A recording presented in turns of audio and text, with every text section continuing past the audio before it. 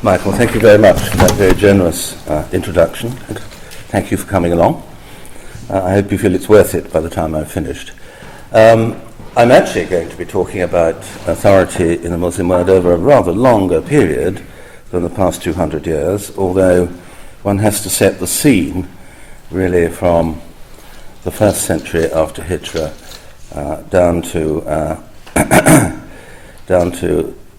1800 of the Common Era, in order to be able to say and demonstrate what's so significant about what's happened over the past 200 years. And the talk's entitled Crisis of Authority, Crisis of Islam, ? So over the past 200 years, there's been a growing crisis of authority in the Muslim world. This crisis was set in motion by the European conquest of this world between 1800 and 1920, a process which was part of that first great movement of globalization powered by industrial capitalism. In the second half of the 20th century, it was intensified by the great movement it was intensified by the next great movement of globalization, powered by finance, communications, and increasingly large movements of people. Throughout this period, the crisis has been exacerbated by the measures taken by Muslims themselves to resist the challenges of Western domination. It is a crisis which has been felt through all aspects of Muslim societies, their modes of wielding power, their sense of justice, their culture, their values, their literature, their forms of art, in some cases their special forms of medicine, but in all cases in the area of religious authority. No area could be more important. From the outset, Islamic civilization was fashioned primarily by God's revelation to humankind through the Prophet Muhammad, the Quran.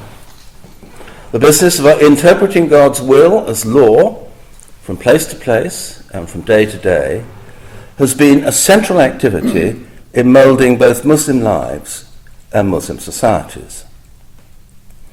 But the past 200 years have seen great changes, indeed massive transformations in this process. The authority of much scholarship from the past has been rejected.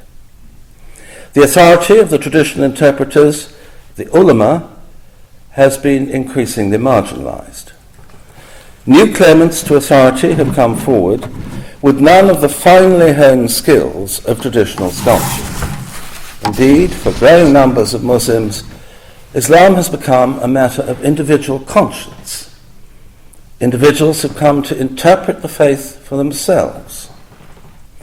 No one knows any longer, as the saying goes, who speaks for Islam. There is, in fact, a crisis of authority. This lecture explores this crisis. It does so in the belief that some understanding of the crisis will give us insight not only into some of the problems of the contemporary Muslim world, but also into some of the strands of hope it offers for the future. To understand this crisis of authority, we need to know first how authority was established and sustained in the Islamic world. The process begins, of course, with the emergence of Muhammad as a charismatic prophet in the early 7th century Arabia, and with his successful assertion of his authority against the traditional Arab order. He succeeded in doing so because he came to be widely recognized as the messenger of an omnipotent God, indeed, as that God's last messenger to humankind, who succeeded through his revelation in fashioning the first Muslim community. The Quran is quite explicit about how Muhammad's role as messenger translates the omnipotence of Allah, God, as Hamid Dabashi has shown, into the comprehensive authority of Muhammad. Say, O Muhammad, O mankind, lo, I am the messenger of Allah to you all, the messenger of him unto whom belongs the sovereignty of the heavens and the earth. There is no God save him. He quickeneth and he giveth death. So believe in Allah and his messenger the Prophet, who can neither read nor write, who believeth in Allah and his word, and follow him, that haply ye may be led aright. That's Surah 7, Ayat 158. After Muhammad's death, the succession to his authority was bitterly contested amongst those whom Marshall Hodgson has termed the piety-minded. Followers of Ali, the Prophet's cousin and son-in-law, Kharijis, who broke with Ali because he appeared to be willing to compromise with the first Umayyad Caliph. Indeed, numerous groups, usually divided over the means by which authoritative understandings of revelation were to be achieved. Eventually, as what Hodgson termed the Jamia Sunni consensus emerged under the Abbasid Caliphate, Muhammad's authority, if you will permit a Weberian moment, came to be routinized for the majority Sunni community in several forms. His political authority came to be institutionalized in the office of the Caliphate, an office which was finally abolished, as you will know, by Kemal Ataturk in 1924. His judicial authority was routinized in the office of the Qadis, or judges. His military authority in that of the amirs, or military commanders. His spiritual authority in the roles of the Sufi saints, the Islamic mystics. And finally, and most important from our point of view, his religious authority in the roles of the ulama, or learned men. The term ulama, as you will know, is the plural of alim, meaning learned man, which is derived from the Arabic root ilm, meaning knowledge. It was the task of the ulama to transmit the essence of knowledge, the Quran, God's revelation to humankind, and the hadith, the reported sayings and doings of his messenger, from generation to generation. Alongside this, they had to transmit the skills which would enable future ulama to understand this essence of knowledge, such as Arabic grammar and syntax, and the skills such as jurisprudence and rhetoric, to make this knowledge socially useful in the form of law. Of course, these routinized splinters of Muhammad's charismatic authority did not, through time, retain completely independent spheres of authority. The caliphs and sultans, the rulers, were always trying to subordinate the authority of the ulama to their purposes. Sufis, in many different circumstances, from Indonesia to West Africa, might also be military leaders. Moreover, as Islamic history developed, it became commonplace for ulama also to be Sufis. Indeed, it came to be understood, as was so wonderfully recorded by the 11th century scholar Al-Ghazali in his autobiography, The Deliverance from Error, that there was little point to formal learning unless it was imbued with spiritual meaning. This said, in spite of these often overlapping spheres of routinized authority, the ulama, transmitters of the central messages of Islam, were at the heart of the process of shaping Muslim societies, then sustaining them, and then, as necessary, reshaping them. At this point, we should note the area of the Muslim community where ulama had enhanced authority derived from Muhammad's charisma. That is the Shia, the party of Muhammad's son-in-law and cousin Ali, who contested the leadership of the Muslim community with the first three elected caliphs.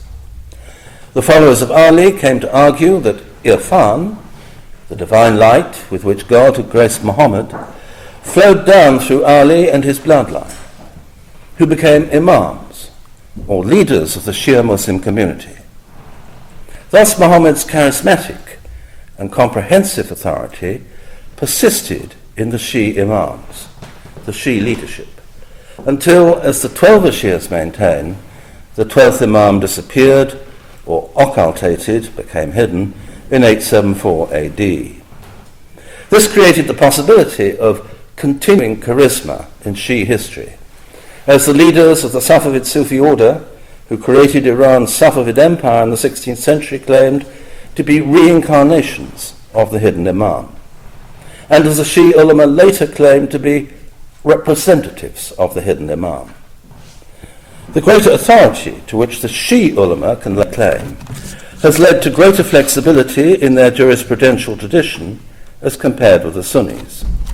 Moreover, it's this greater potential for authority which has bolstered, not wholly, but certainly in part, the authority of Mullah Hassan Nasrallah's leadership, of the Shia Hezbollah movement in the Lebanon, that of Grand Ayatollah Ali Sistani in Iraq, and of course that of Ayatollah Khomeini in Iran.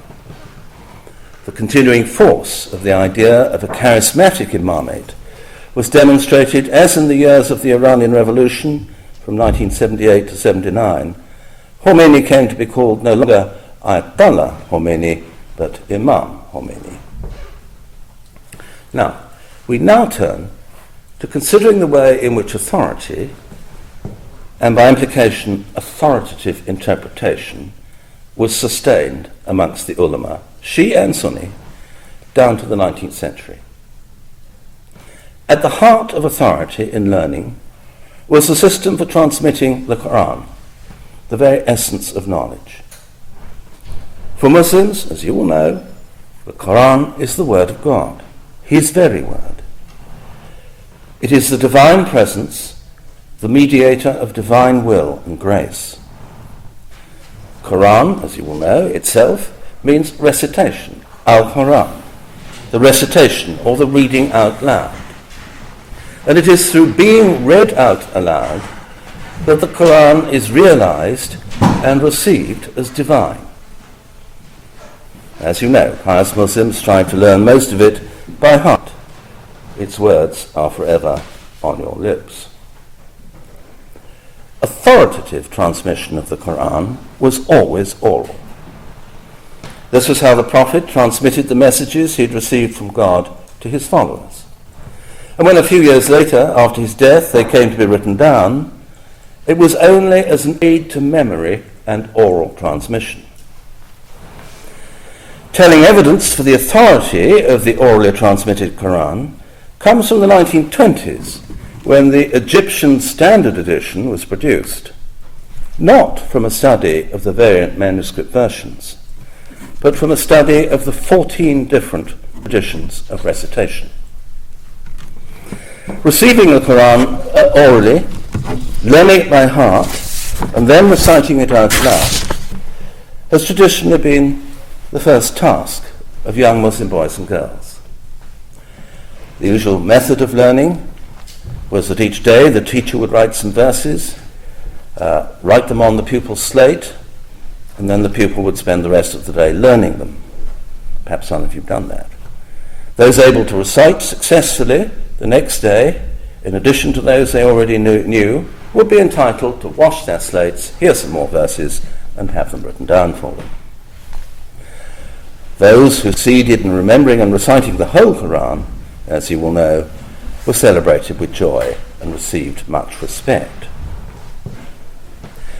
Now, the methods of learning and transmitting the Quran laid their impress on the transmission of all other knowledge. The Quran, declared the great 14th century Muslim historian Ibn Khaldun in a discussion of the art of teaching, has become the basis of instruction, the foundation of all habits that may be acquired later on. So, when a book was published in the early Islamic centuries, its writing down was merely an aid to all publication. The author would dictate his first draft, either from memory or from his own writing. The copyist would then read it back to him. Publication would then take place with the copyist reading the text to the author in public, often in a mosque. During this process, the author might make additions and emendations, and several readings might be required before it was given his authorization. This was known as the ijazah, which means to make lawful. Thus the author gave his permission for the work to be transmitted from him, Further copies had real authority only when they had been read back and approved. A similar process took place when a member of the ulama transmitted some of the great Islamic texts to his students. The teacher would dictate the text to his pupils, who might write it down, frequently commit it to memory. Subsequently, depending on its nature, there might be an explanation of the text. The completion of the study of the book would involve a reading back of the text with an explanation. If this was done to the teacher's satisfaction, the student would be given an ijazah, an authority to teach or transmit the text. On that ijazah will be the names of all those who had transmitted the text, going back to the original author. The student knew that he was, in his generation, the trustee of part of the great tradition of authoritative Islamic learning handed down from the past. You may wonder why, in a society where beautiful writing, calligraphy, was deemed to be the highest of arts, and where in great cities like medieval Baghdad or Cairo, paper was widely available, authoritative knowledge had to be orally transmitted. The fact is that Muslims of the classical era were fundamentally skeptical of the written word. Language, declares Ibn Khaldun, is merely the interpretation of ideas that are in the mind. Words and expressions are media and veils between the ideas.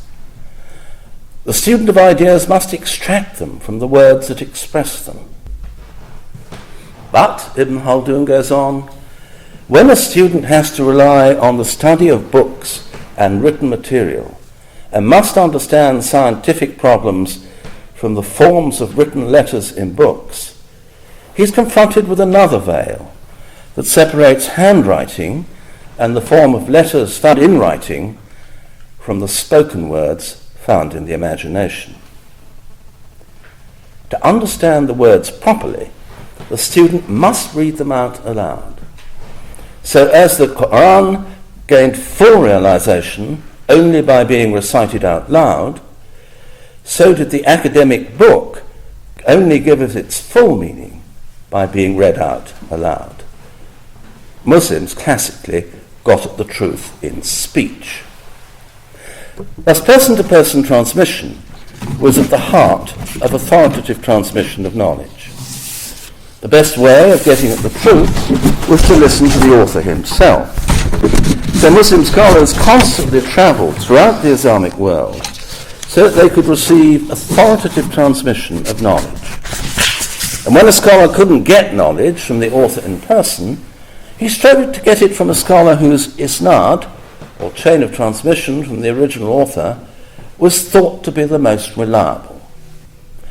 The preference for the oral over the written text may be explained by the central concern for the transmission of the author's meaning, for the transmission of the most authoritative understanding of the text.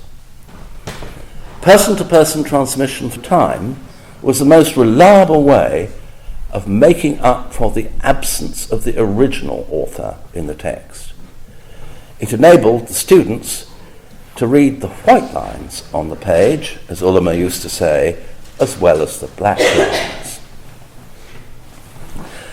Symptomatic of the anxieties of the ulama about person-to-person transmission and authority was the criticism which the formidable 15th century scholar of Cairo, Jalaluddin al-Suyuti, attracted because he did not sit at the feet of other scholars enough, taking his knowledge directly from books. Symptomatic again was the custom of taking very young boys to listen to the transmission of hadith from very old men, so that the line of transmission would be shorter, the chance of error be less, and their authority as transmitters thereby greater. A powerful demonstration, however, of the anxiety over person-to-person transmission and authority was the notable literary historical genre developed by the ulama in the classical Islamic era and continued virtually down to the present of collective biographies, tabakat, or tazkira, These might deal with the scholars of a particular discipline, place, family, or time. They recorded, after family details, who a man's teachers were, what he learned, and who his pupils were. His own contributions to knowledge would be listed, along with anecdotal evidence bearing on his reliability as a scholar and a transmitter of knowledge. These collective biographies were the ways in which ulama set out their contributions to sustaining Islamic civilization and bolstered their authority. Nothing, however, was more symptomatic of the relationship between person-to-person transmission of knowledge and authority than the way in which the ulama for centuries rejected print. From the 16th century, print was known through much of the Muslim world. But apart from a brief dalliance in Istanbul in the 1730s, it was ignored. Print undermined directly and explicitly the authority of person-to-person transmission. It also promised to undermine the monopoly over the interpretation of religious knowledge which belonged to the ulama. Let us consider the location of religious authority as it was to be found in Muslim societies in general around 1800, nearly 1200 years after the beginning of the Islamic era. Religious authority and the capacity to produce authoritative interpretation derived from the Quran and the life of the Prophet lay with the ulama. They were the recipients of the traditions of Islamic scholarship which had been built up through time. They were proud of the many ijazas they possessed, permitting them to transmit the great scholarly works of the past. They relied on the authority of these and other works as they strove to make revelation in the form of law relevant to the problems of their time. Throughout, they strove to prevent others from muscling in on their monopoly, whether they were Sufis or sultans. Of course, the general authority of the ulama was subject to specific social, political, and personal conditions. It helped if they could claim to be Sayyids, and therefore descendants of the Prophet. It helped too if they came from a well-known family of scholars. Learning could be regarded as being in the blood. If they did not, it helped to have studied with the best scholars of the day.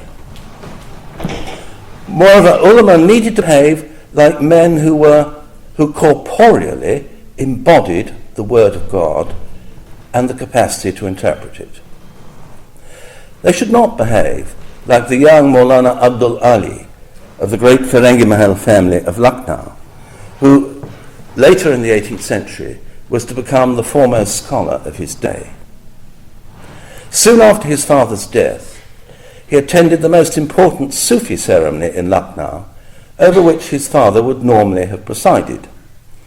He wandered through the crowd in a dandyish fashion, carrying a quail cage. Someone gave him a shove and asked him what he thought he was doing. "Don't you know me?" Abdul Ali said. "I'm Mullah Nizamuddin's son." "By God," the man replied, "if you're the son of Ustad al-Hind, you would be presiding over the assembly and not carrying around quail cages." And of course, ulama needed to have a reputation for avoiding those with power. The worst of scholars is he who visits princes, went an oft-quoted hadith, and the best of princes is he who visits scholars. Nothing should stand between the authority of God and the authority of the scholar. Now, over the past 200 years, this system for the authoritative transmission of Islamic knowledge and for its authoritative interpretation has broken down. Layfolk have come forward to challenge the authority of the ulama as interpreters, and increasingly each individual Muslim has come to arrogate to his or herself responsibility of interpretation. Layfolk and some ulama have come to challenge the authority of past Islamic scholarship. Scholarly authority has become fragmented, Old hierarchies have been flattened. The old interpretive disciplines have been sidelined. All kinds of new interpreters of the faith have come forward. All kinds of new interpretations have been promulgated. As I declared at the beginning of this lecture, no one now knows who speaks for Islam with authority. Let us see how this has come to pass. First source of this change was the Western conquest of the Muslim world. For nearly 1200 years, as you will know, Islam walked hand in hand with power. The Muslims who burst out of 17th century Arabia to conquer within a century much of the known world had gone on to create a world system. This was based on the long-distance trade by land across Asia and Africa, and by the sea across the Indian Ocean to the China Sea. It shared the great books of Islamic civilization alongside Arabic as a language of learning and Islamic law. In a few decades, in the 19th and 20th century, this world system was overwhelmed by Europe. The symbolic beginning was Napoleon's invasion of Egypt in 1798, followed in 1799 by the snuffing out of Mysore, the last significant Muslim opponent of British power in India.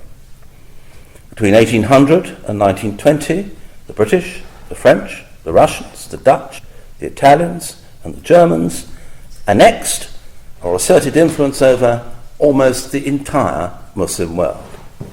In 1920, the only areas largely free of European influence were Afghanistan, North Yemen, and Central Arabia. Iran enjoyed a much qualified freedom. Ataturk was fighting for Turkish freedom and respect in Anatolia. Let us consider the impact on the Indian subcontinent, home nowadays to nearly 1/3 of the world's Muslims.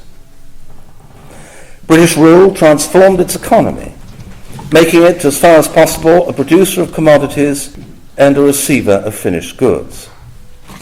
India was also fashioned into a great military base, whose huge resources of men and material would support the military operations of the British Empire in Asia, Africa, and Europe. British policy came to display utter contempt for Indian learning, which of course included the sources of Muslim civilization. A single shelf of a good European library, declared Macaulay in his notorious Minute on Education of February 1835, is worth the whole native literature of India and Arabia. It was not surprising that the grants made by Muslim rulers to support the scholarship and teaching of the ulama were abolished. Now new forms of knowledge had to be mastered for success in the world of Western dominance. Able Muslims from India went less to the great Muslim madrasas of Arabia and Egypt and more to London, Paris, Oxford and Cambridge. Power had seeped away from the old Muslim heartlands in northern India, from the former centres of Muslim civilization like Delhi and Lucknow, to the new European cities of the coast, Calcutta, Madras, Bombay. When the old centres of Muslim power were caught up in revolt, as they were in the Mutiny Uprising of 1857, the British slaughtered many, laid them waste, and reshaped them to their purpose. One outcome was a pervading sorrow at the passing of Muslim greatness. 2 decades after the destruction of Delhi, the poet Altaf Hussain Ali wrote his Musaddas, or his elegy entitled The Flow and Ebb of Islam. This is a great set piece on the rise and decline of Islam and its causes. Just savour its elegiac note in English translation. When autumn has set in over the garden, why speak of the springtime of flowers? When shadows of adversity hang over the present, why harp on the pomp and glory of the past? Yes, these are things to forget, but how can you, with the dawn, forget the scene of the night before? The assembly is just dispersed, the smoke is still rising from the burnt candle, the footprints on the sands of India still say, a graceful caravan has passed this way. Over the next 40 years, the poem had many imitators. The mood, of course, was widely felt throughout the Muslim world. Recently, it's been well expressed in the concept of huzun, or melancholy, which pervades the chapters of Orhan Pamuk's autobiographical work, Istanbul. To experience this in the European context, we need to go to Giuseppe di Lampedusa's paean on the decline of Sicilian aristocratic life, The Leopard. There was also anger at the destructiveness of Europe. Against Europe I protest, wrote Muhammad Iqbal, the finest Indo-Muslim poet of the 20th century, and the attraction of the West. Woe for Europe and her charm, swift to capture and disarm. Europe's hordes with flame and fire desolate the world entire. This anger and protest can be seen growing from the late 19th century in the lively arena created by the newspaper press. From the Russo-Turkish War of the late 1870s and the British invasion of Egypt in the early 1880s, through to the Italian occupation of Cyrenaica and the European conquest of the Ottoman territories in the Balkans just before World War I.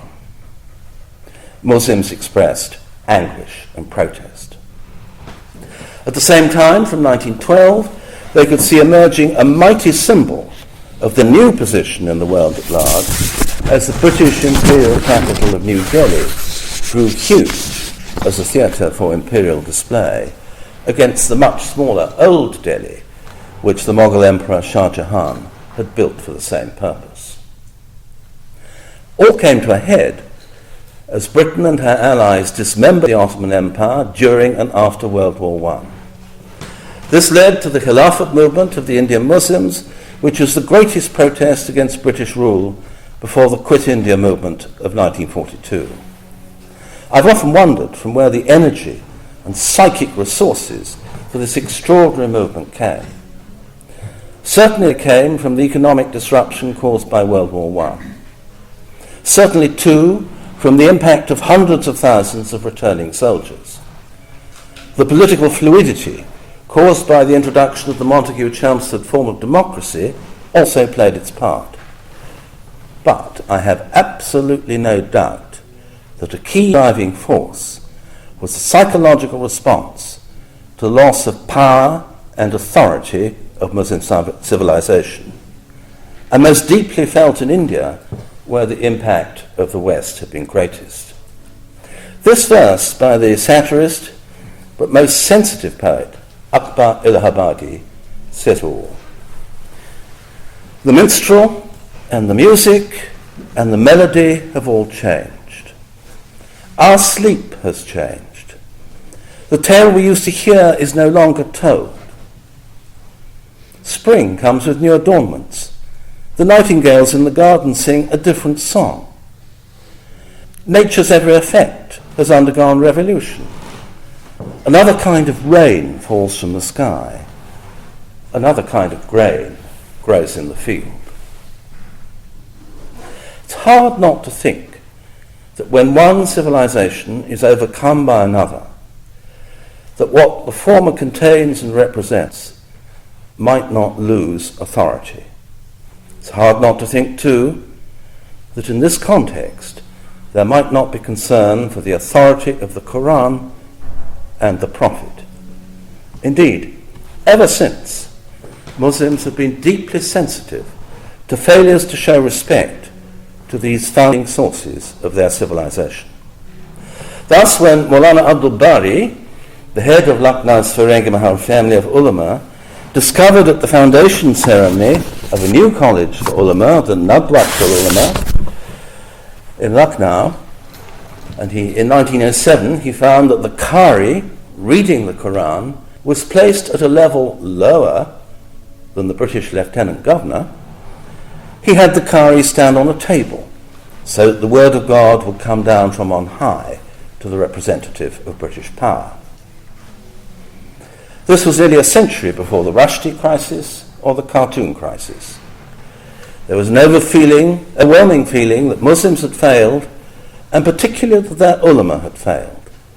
Indeed, there was a feeling that if things had come to this pass, they'd not been good enough Muslims. This loss of power, which was so very deeply felt, precipitated a crisis of authority. But this crisis was much exacerbated by the responses of the ulama and of other Muslims as they sought answers to the questions set by Western power. I shall examine this crisis once more primarily in the context of the Indian subcontinent. First, numbers of ulama began to shred part of the old basis of authority by rejecting much past scholarship. Not all did this.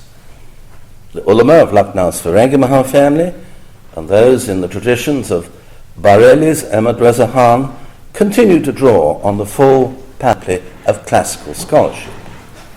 But others, in the tradition of Shah Waliullah, the 18th century reformer of Delhi, revised their relationship to past scholarship in ways which varied from the moderate to the extreme. Thus, the ulama of Deoband, founded in 1867, which grew to become the second most important traditional Muslim university in the world, continued to follow much classical scholarship in the revealed sciences, but rejected large quantities of the rational sciences, the great achievements of Greek and Persian civilization, which had flourished in the Islamic tradition. They also rejected all aspects of Sufi practices, which suggested that there might be intercession for man with God.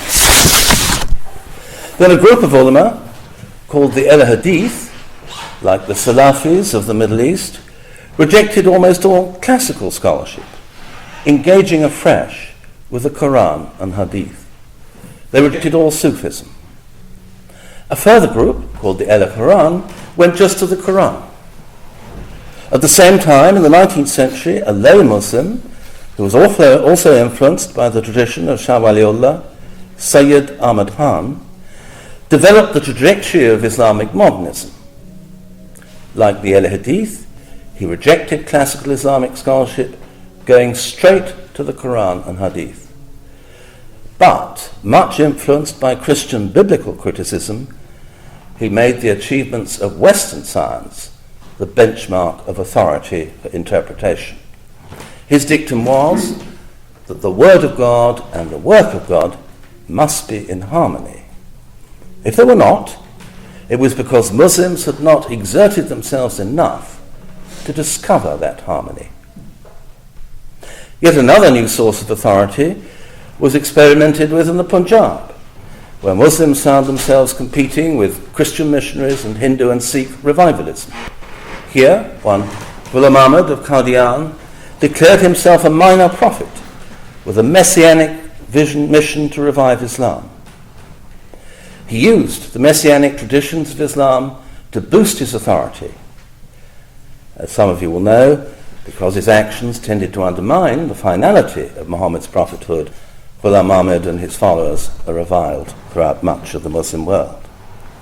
But just these few brushstrokes are enough to suggest how, by the mid-20th century, groups of Indian Muslims have become increasingly selective about from where they derived authority. Indeed, authority had begun to fragment. Then secondly, the ulama attacked the heart of their authority, the all person-to-person transmission of knowledge.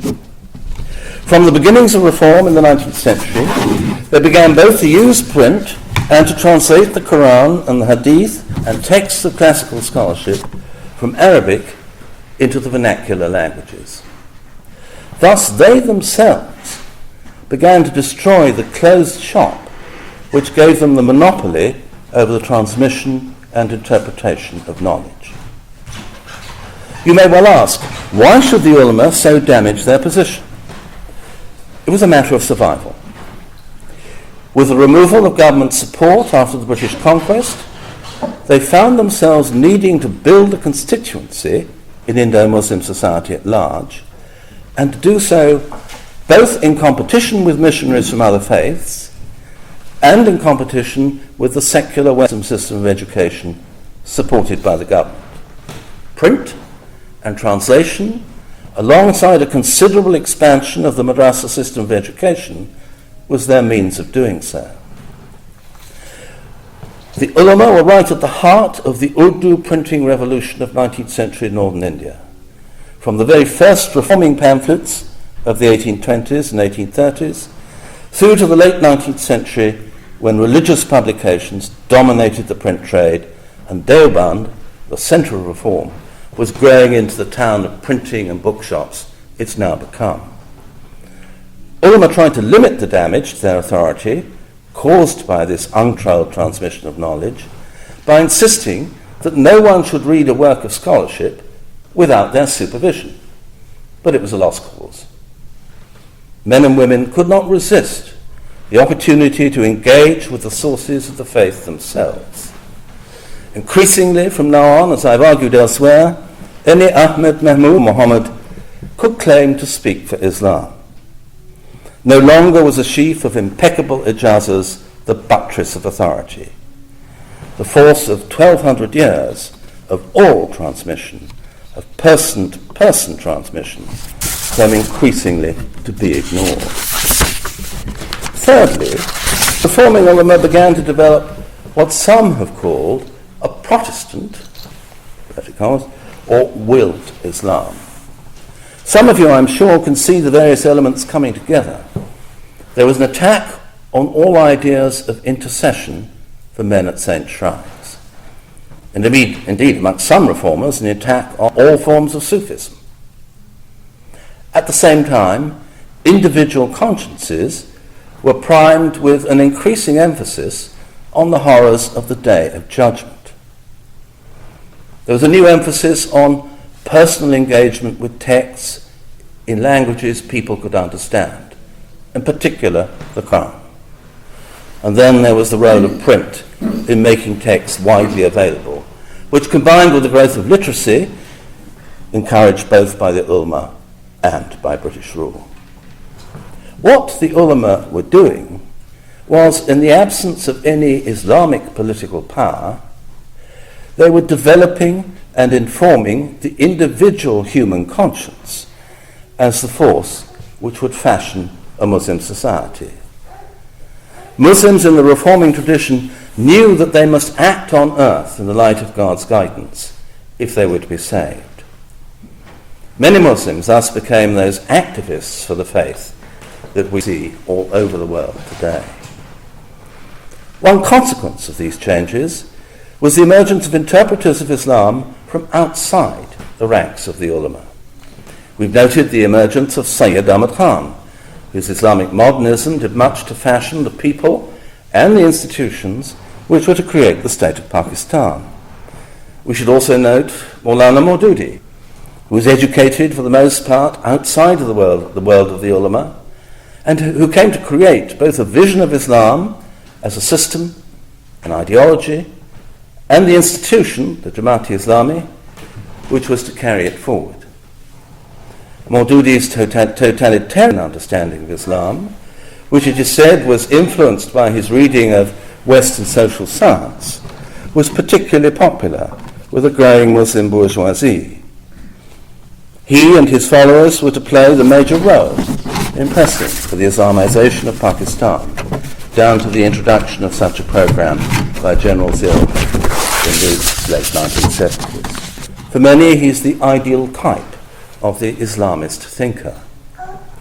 The emergence of lay interpreters of this kind was a feature of the Muslim world in the 20th century, and frequently they drew inspiration from the West, as for instance Sayyid Qutb of Egypt's Muslim Brotherhood, as he did from the French fascist thinker Alexis Carrel, and Ali Shariati of Iran did from Frantz Fanon, Jean-Paul Sartre, and Louis Massignon. A second consequence was the emergence of Muslims who felt personally responsible for making God's revelation live on earth. They felt empowered by this sense of personal responsibility.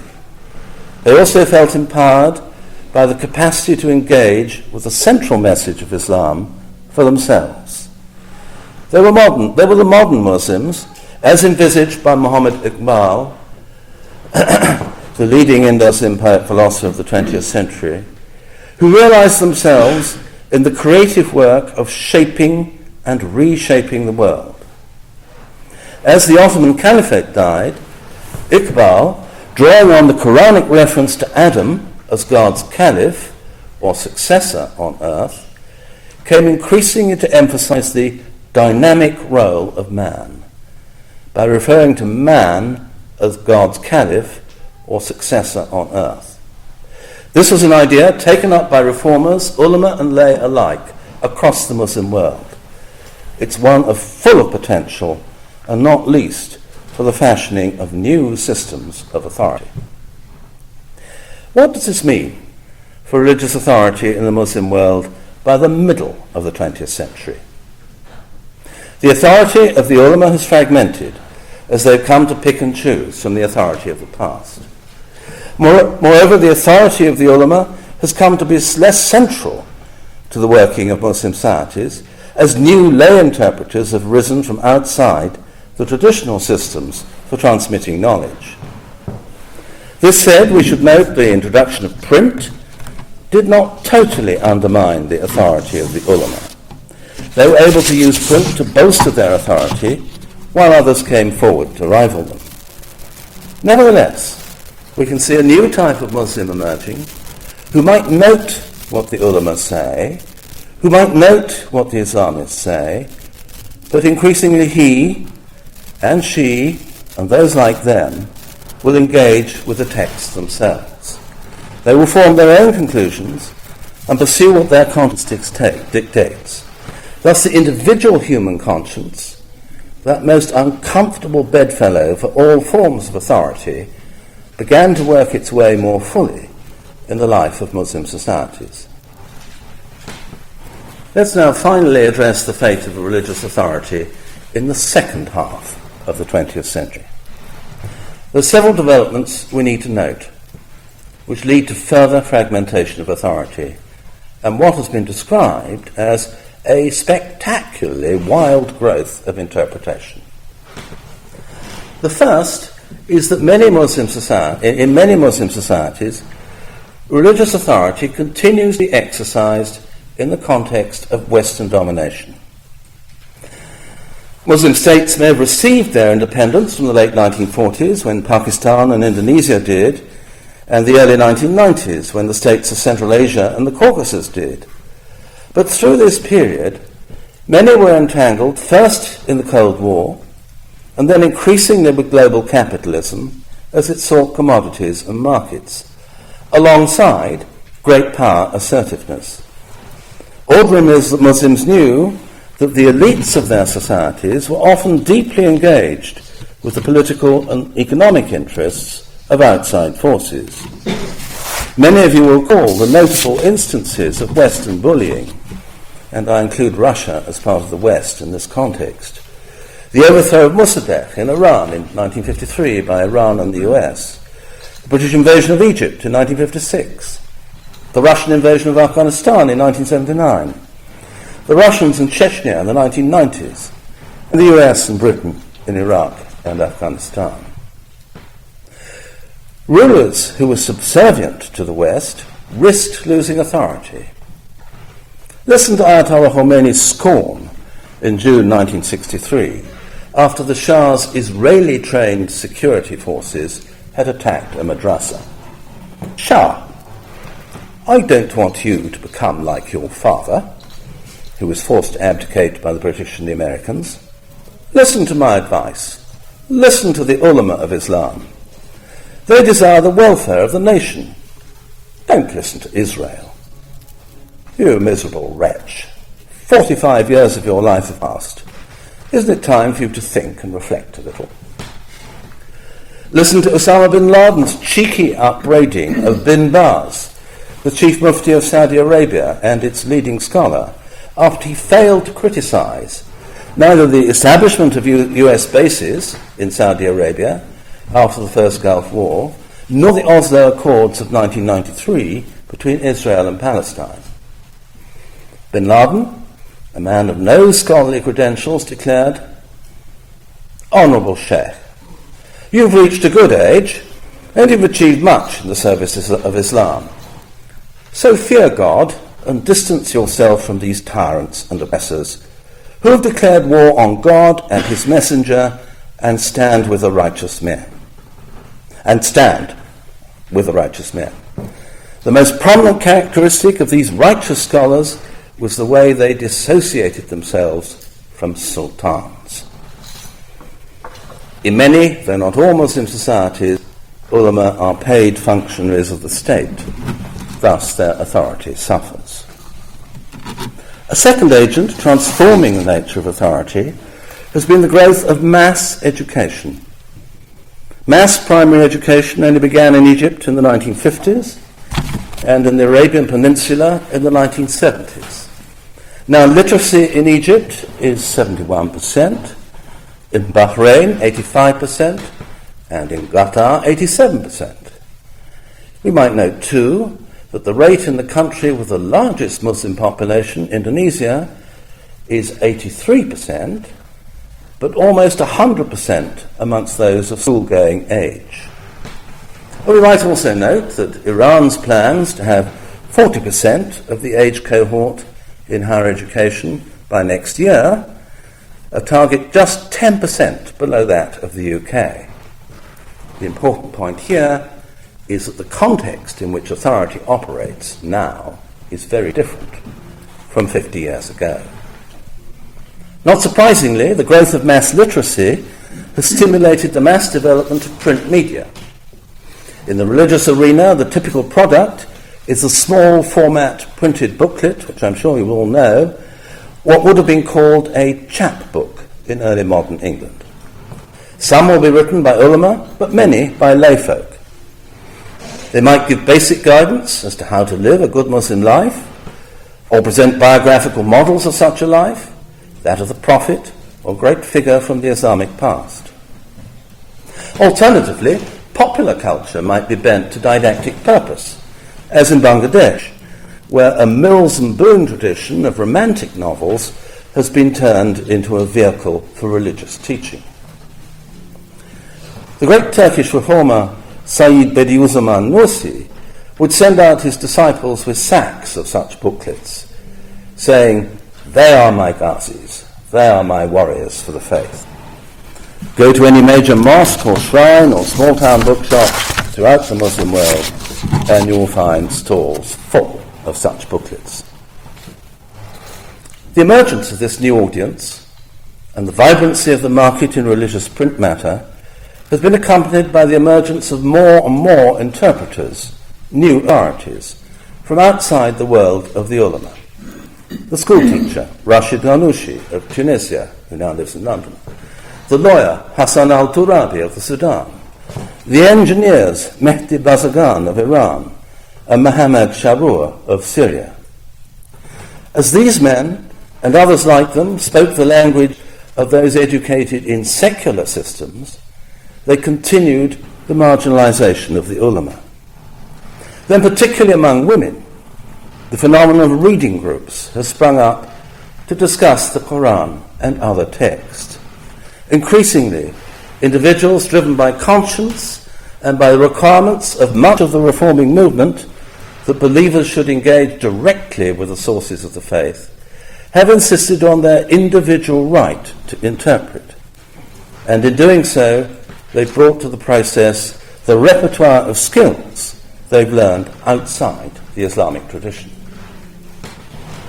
The third agent, transforming the nature of authority, has been the growth of new media, by which I mean in particular cassettes, audio and video, now of course CDs, television, terrestrial and satellite, and the internet.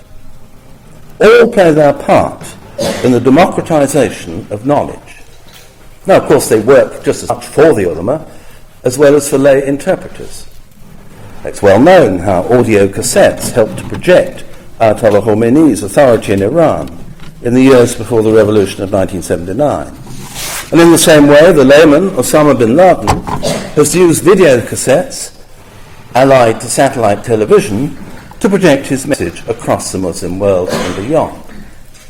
The Al Jazeera Arabic satellite television channel of Qatar has given a huge boost to the authority and reach of the traditionally educated Islamic scholar Sheikh Yusuf al-Qaradawi. On his show, he answers religious questions just as any traditional scholar might do. On the other hand, Saudi terrestrial television has made a huge success of the layman and popular preacher Amr Khalid, who doesn't wear the traditional beard and turban, but is clean-shaven, dressed in a suit, and adopts a style mixing those of Billy Graham and Oprah Winfrey. The internet, however, is the great democratizing force, which I sense must, in time, push authority further from the reach of the ulama. So far, its main impact has been amongst Muslims in the West. In the rest of the Muslim world, internet penetration has been achieved for between 20 and 40% of the population only in Malaysia, Turkey, the Lebanon, the UAE and Qatar. Nevertheless, its spread, with its ready access to key sources and its host of different opinions, more or less neutrally presented, means further fragmentation of authority and further opportunity for individuals to decide for themselves. Finally, transnational developments also undermine authority. In Western Europe, for instance, a feature of the Muslim experience has been that first-generation immigrants have tended to replicate the world from which they've come by bringing over ulama, usually in the form of imams, from their countries of origin. More often than not, these imams have little understanding of the environment to which they've come. They're unable to offer informed and authoritative advice to often highly educated second and third generation Muslims.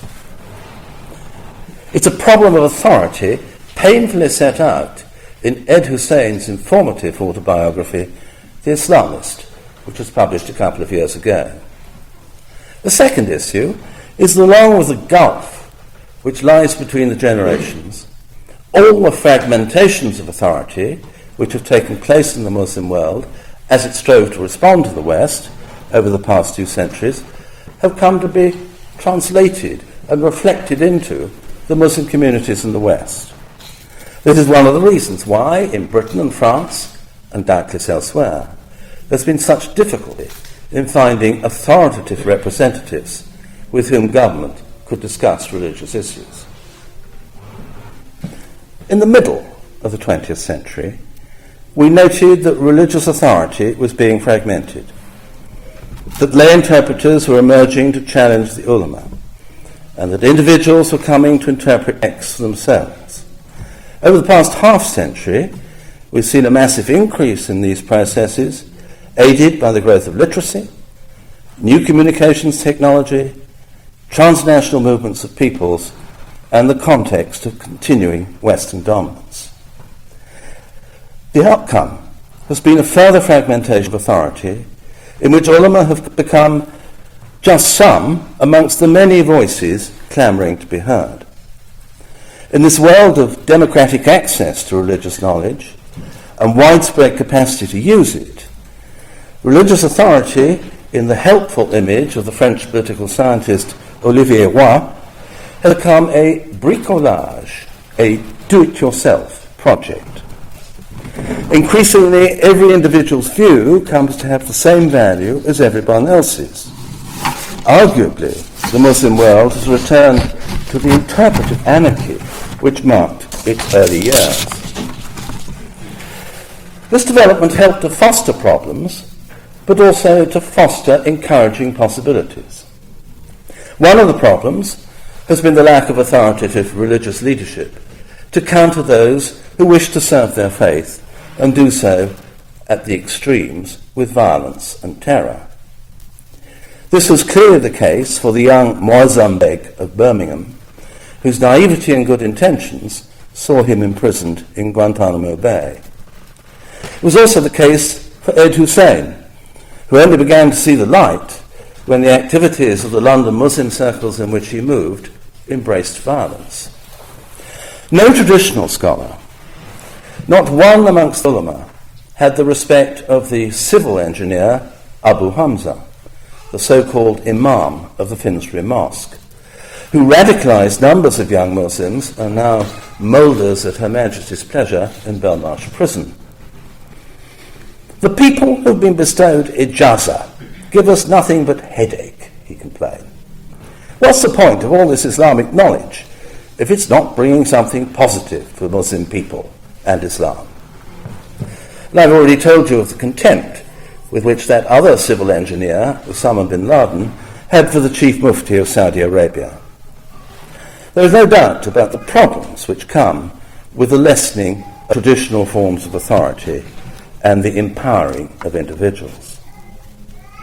On the other hand, the weakening of traditional authority has also created possibilities, open spaces in which new interpretations, which might in time have authority, can emerge.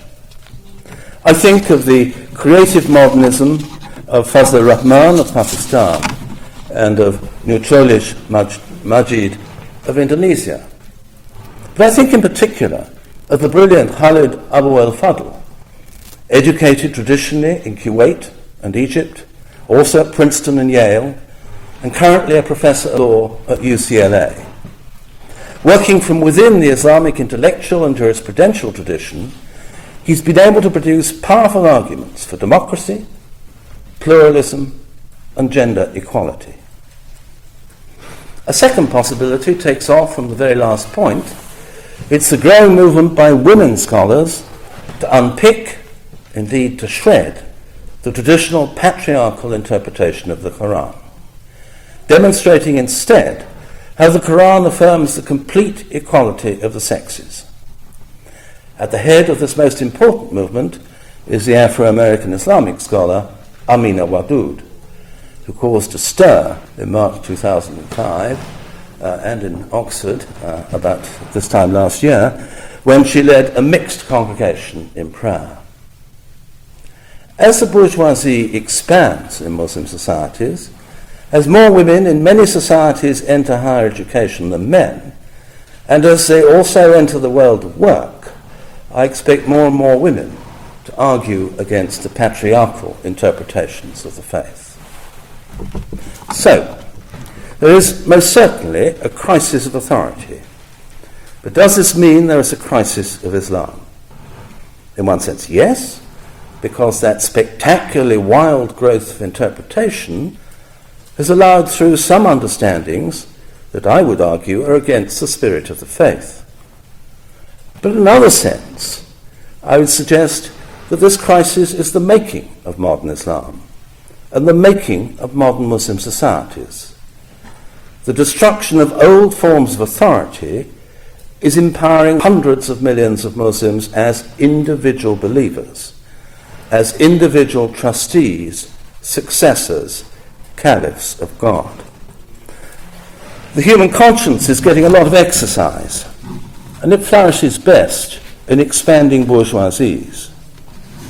We may reflect that it was the often inconvenient workings of the human conscience operating in these very social locations which helped democracy develop in the West. We may also reflect that it is the Islamist parties, the parties of the rising bourgeoisie, which have driven forward the development of democracy in the advanced Muslim countries of Indonesia and Turkey.